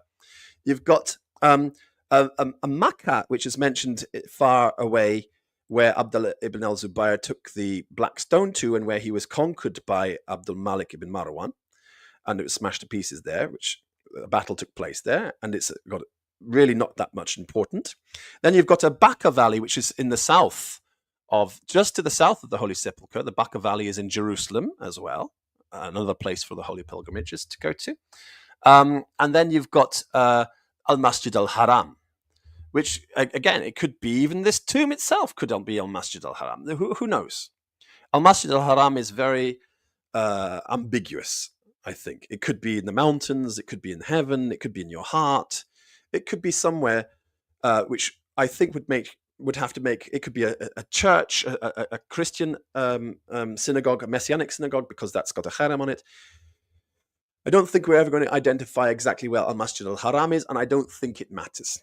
I don't think it matters, because if it's religiously important, it should be something which is in your heart, and it doesn't have to have any physical location at all whatsoever. If you're interested in a physical location for these things, then your mind is tied to physical, the planet Earth, which really isn't even important. One day this whole planet will be consumed by the sun, and everything which is on it will be gone. And if we're not outside of the solar system and living on other star systems around the galaxy by then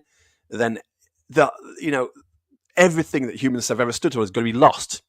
So, and then there are people out there who think, no, that's impossible. We're never going to leave this planet. God has got this planet is the apple of God's eye. It's so incredibly important. Everything has to happen here. All of human destiny has to happen here. That's not going to happen. Oh, I see that JC is gone for some reason. I guess something must have happened. Maybe he ran out of time or lost the link. But maybe he had to answer the phone. But anyway, I was going to end the show about this point as well. So we have also an apology from Agrippa saying, sorry, thanks, I've got nothing to say, nothing particular to say, actually. So, well, anyway, I gave you the opportunity. I think you'll realize that I'm not an enemy to free inquiry with regards to anything he says concerning the mechanicians. He says, I'm not well versed to converse about it and join the chat, just pointing out that exploring machinations of Islam is a window to similar mechanisms in Judaism. Any of these religions are systems of control, use the systems of control. That's why I promote something very, very simple, which allows you to have a connection to the antiquity of the Hebrew story throughout time. So you have a connection to the Quran, you have a connection to the New Testament, and you have a connection to the old stories. But it's very simple and very free from this planet and anything which matters on this planet. You should be free from this, because if you are tied to this planet, you're going to be in political turmoil forever. The smoke goes up from the Middle East forever and ever, because people are tied to religious, political interpretations of scripture, which has just caused war and death and blood and hatred and fighting and more, and hasn't stopped. It goes on and on and on forever. So, maybe it's time for all of us to turn our backs once and for all on this whole physical location of the place of God, which, the apple of his eye. It doesn't exist. Jerusalem, old Jerusalem below on earth, was abolished even in the time of Isaiah the prophet. It was gone and finished and over. The judgment had been passed when the Babylonians invaded then a couple of hundred years later. It was too late. Jerusalem was over and finished. When they came back and tried to establish Jerusalem as the holy place again, it didn't work. In the time of Jesus, he said it was a harlot, that it was a den of thieves. And it was left and abandoned, and people gave up on it for a long time, until Islam came and tried to take control of it and restore it into something, and nobody was really interested until the Crusades came along and they had an existential battle against it to try and, restore control of the Christian powers over that land. And at that point, when the Christians sort of gave up on a heavenly Jerusalem, of a new Jerusalem, on heaven, a literal Masjid Al-Haram, if you like, a temple in the sky, when they gave up on that and started focusing on this old, rotten Jerusalem, which Jews cry over, we go there to cry and mourn over its depravity, over how far it has fallen, over how it's been destroyed. That's what Orthodox Jews do. I don't know what these modern Jews are thinking about, but the Orthodox Jews only ever went there to cry. Didn't go there to celebrate and think, oh, wow, wonderful, God's holy chosen city, let's kiss the land. No, we went there to cry over how sad it is that it fell, and the smoke goes up from here forever and ever. And it's been done away with, and it's been replaced, And if your religion is tied to a Mecca in Hijaz, or a Jerusalem in the Holy Land, or even to a shrine in Iraq or in Turkey or wherever else, your religion has no future. Your religion has no relevance. It is past time that your religion really should be abolished. We're living in the space age, folks. People just developed, there was a press release at the beginning of March this month, on the 11th of March, fusion rockets, which are going to take us to the edges of the solar system within a few years. And even that's as they are built right now, but can be advanced and refined to take us to nearby stars in less than 100-year journey. A generational ships. People are going to be living on these things. The space age has begun. All of this is completely irrelevant, and you're clutching at straws. If you're hanging on to these things, whether you're a Muslim or a Christian or a Jew, you're clutching at straws, folks. It's over. The only thing you're supposed to know about all of that time is that there is something interesting about the human psyche, that certain people called the prophets in Judaic tradition over the time had the ability to foresee how events were going to pan out over the following couple of thousand years. And they weren't incredibly far off.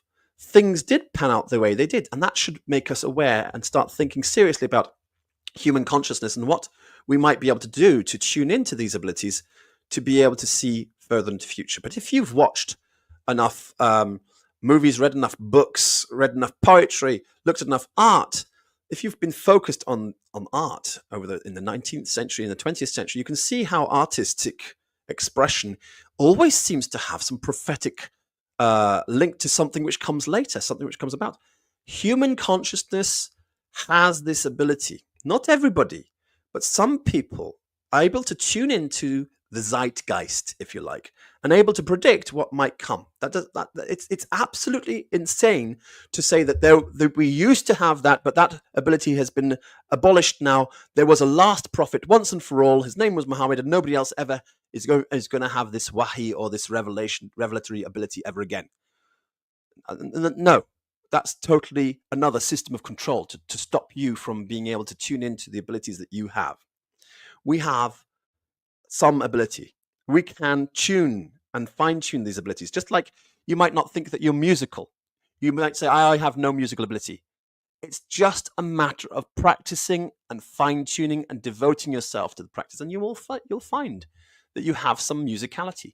And if you focus on this, your children are going to be more musical than you. And if they focus on it, their children are going to be more musical again, because each time we focus on these skills, it enhances it in our following generations. So maybe we as humans should be focusing on trying to enhance this and read the signs. Read what's happening around you instead of trying to cling on to a past which is gone, finished, buried, over. Learn the lesson that it tells you to read the signs of your time, to read the signs around you, and try to predict what might come next as a result of where we are today. Think about the past, how we got here, where we are today, and where we're going in the future.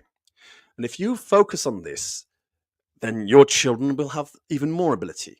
And if they focus on it, their children will have even more ability. And this is how we evolve. And we are evolving to something greater.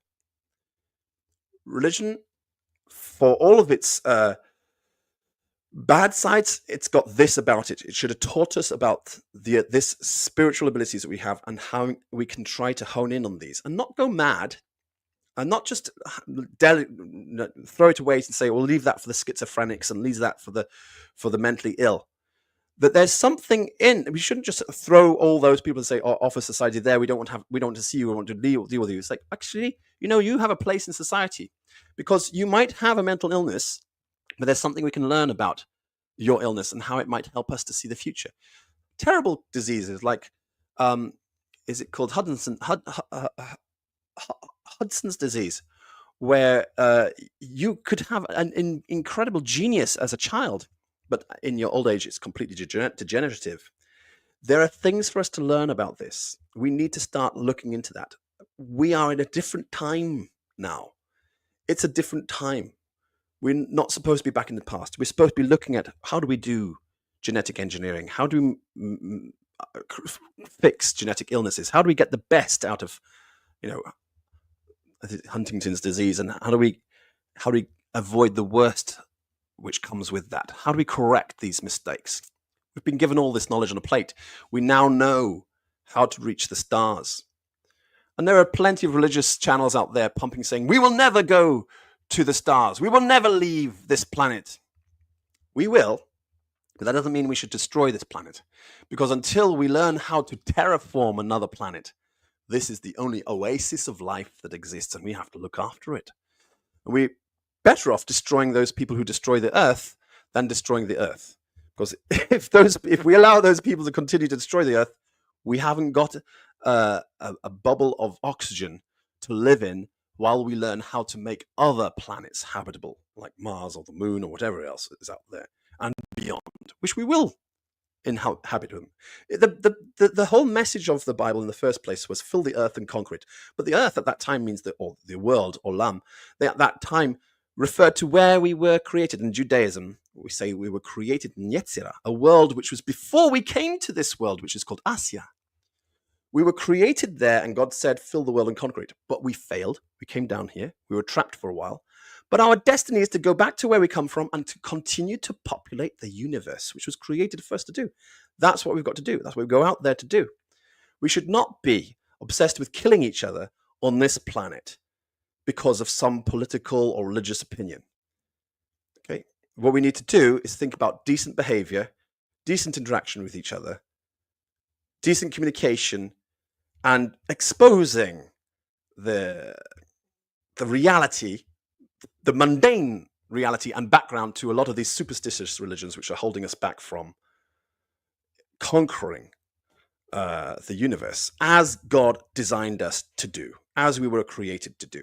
So let's put our brains to something worthwhile, something useful, like, for example, enhanced fusion travel through interstellar travel, or like, for example, genetic engineering and enhanced terraforming, astrobiology. Let's put our minds to something useful like that, which is going to allow us to live and breathe longer on this planet and beyond, because asteroids are coming and we are not going to survive as a species. We'll go the same way as the dinosaurs unless we can progress.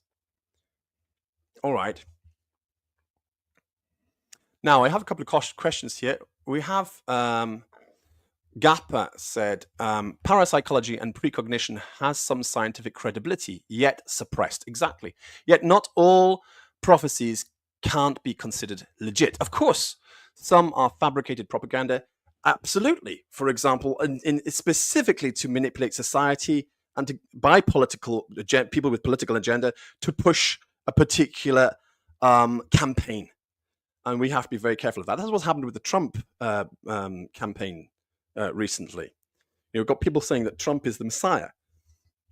And that's very much an example. False prophets are saying, oh, he's going to have his 2 terms, just because they're all trying to push a particular American imperialist agenda on the planet.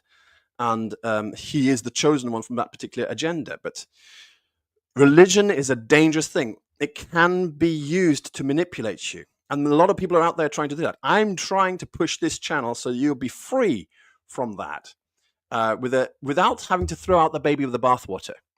It's a dangerous thing, but you don't need that much religion to make progress. The whole of the Bible is almost complete. We're in the time of Gog Magog. And that means simply we've got to bring all mankind into a brotherhood at this point. And that's what we should be doing to move forward to take our place in the stars. And Fakudze says, Hakan Yossi, can I face the Holy Scriptures when I pray? Or the only way is to face where Ark used to be located? Now, this is a good question. And I don't have the authority to tell you, do this, do that. I'm not presenting myself in such a way. But you can say, if the Ark of the Covenant, if you believe the story that that Prophet Jeremiah hid the Ark of the Covenant in those mountains which we talked about today, in that location, and that is the traditional place to face, you could face that. But then think about what happens if we start colonizing the moon or Mars. How are you going to face it? When the sun is just a pinprick in the sky, far, far away from a new star system, Tau Ceti or something like that. How are you going to face it to pray? Just try to look where the direction of the sun is. So I'd say the scriptures make much more sense, or even in your heart. Put the Holy Bible in front of you and stand up and pray facing the Holy Bible, just as a memory of where it all started and where it all began. And then you can take your religion to space with you, and you can go on forever that way. So I think we've got to start thinking about realistically that. That's what's coming. That's what's coming. We are going to have, next century is going to happen. There are going to be colonies on the moon. There are going to be colonies on Mars. It is coming. And at that point, what relevance is Mecca in Hijaz? What relevance is Old Jerusalem in Jerusalem, in Israel, Palestine? What relevance is completely irrelevant. If your Zion isn't in your heart, if your Jerusalem isn't in your heart, if your Masjid Al-Haram isn't in your heart, then you can't take it with you. You are tied to this planet and the destruction of this planet, which is coming. It is coming. You're not meant to be tied to this planet. It's all supposed to be about Al-Akhirah, or Olam Haba in Judaism, the hereafter. It's all supposed to be about the next world, the world to come, which is beyond this planet. This planet is a place where we prepare for that. So absolutely, I would say, whatever you can take with you so that you can continue our history, the Hebrew story, when we fill the stars with our children, then take that as your Masjid al-Haram. I'm telling you the truth. Nothing else is going to survive. If there's anybody out there who thinks that it's all going to happen here, they're just pushing a political agenda for more killing, more death. 2,000 years, people. The clouds haven't opened. He hasn't ridden down from the clouds on the horse yet. It's not going to happen. It doesn't happen that way. Wake up, okay? So it's not going to happen that way. He already rode down on a horse. You didn't see it happening because you were not looking with spiritual eyes. It happened a long time ago. What you will see, everyone will see, is at the last day, when we die, we'll see him on the clouds of glory. And that point, we will understand, yes, what all the people wanted us to believe was the angel of death who comes and takes our soul at the point of death. It turns out that it wasn't the angel of death after all. It was actually him.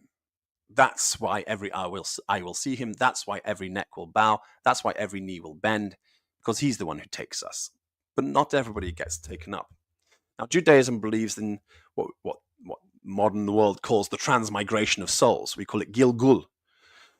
We believe that we do get reincarnated if we are worthy. Not everybody gets reincarnated, because not everybody has an immortal soul.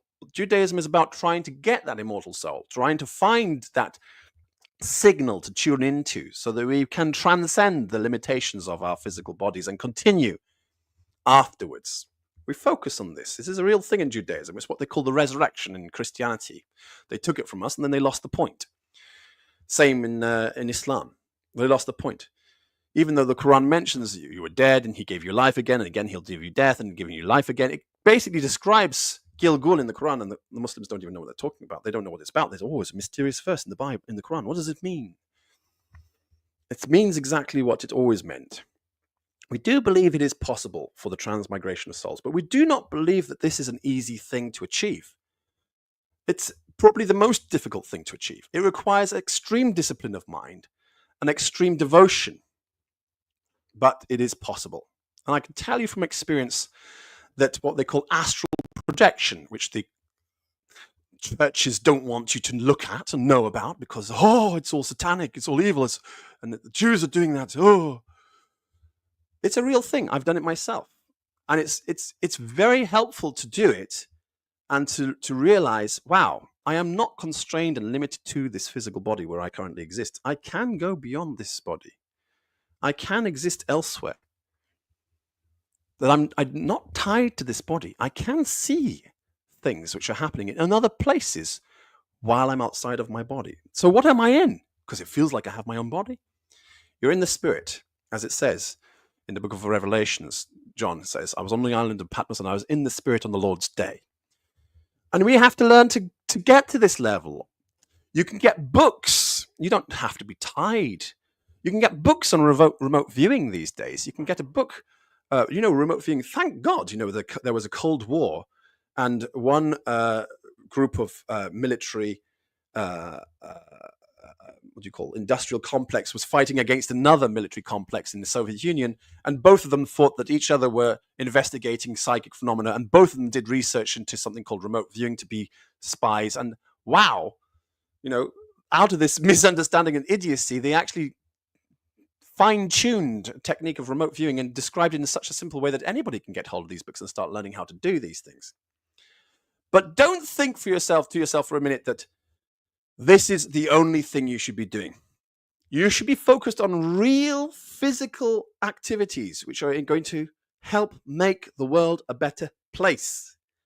But don't forget that this is also something you should have in your life as well, to develop the spirit, so that if you fail to achieve everything you wanted to achieve in this lifetime, that it's not over for you, that you can continue afterwards. And there's great hope in that.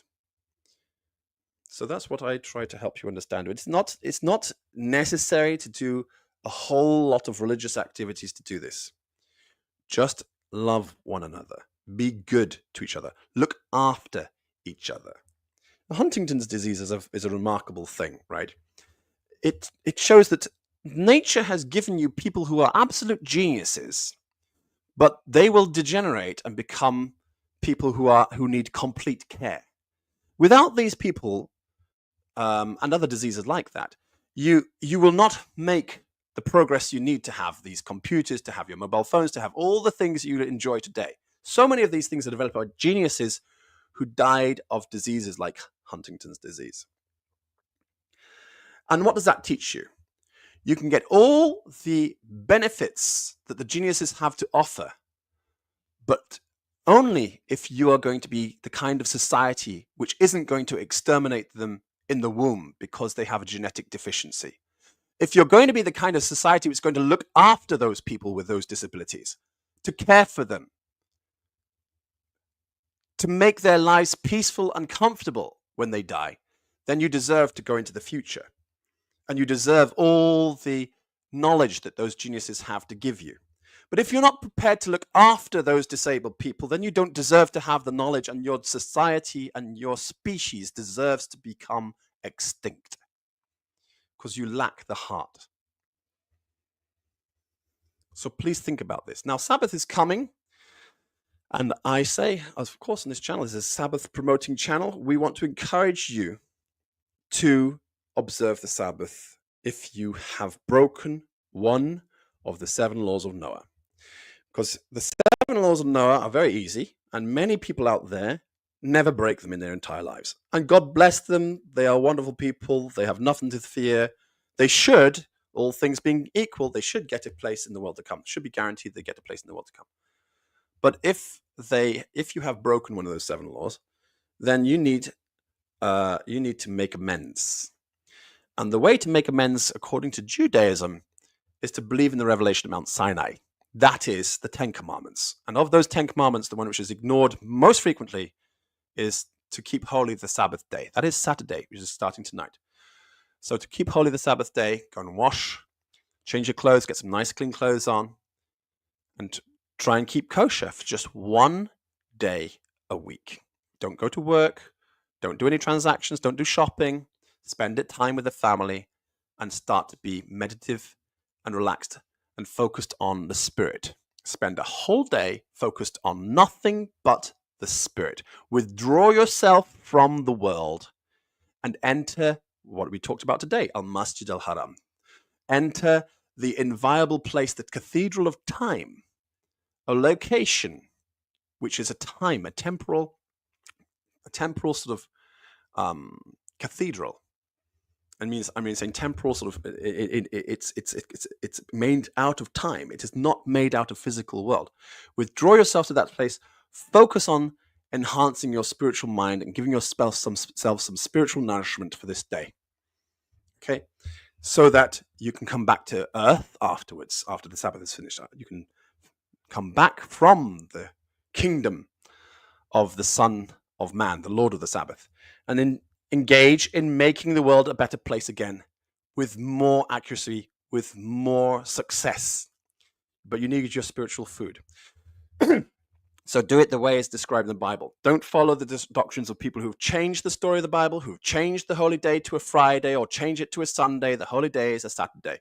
You can prepare on the Friday. This is a khutbah, my regular Friday khutbah, khatva, and you can finish it on a Sunday morning when we do the Eucharist. Okay, but it's the day which is holy is the Saturday. And if you can't do that, I'm sorry to say you have no place in the kingdom of heaven, because the Saturday Sabbath is the kingdom of heaven. It is the kingdom of heaven. And if you don't want to get involved in that, then you're not involved in the kingdom of heaven, as according to the Bible.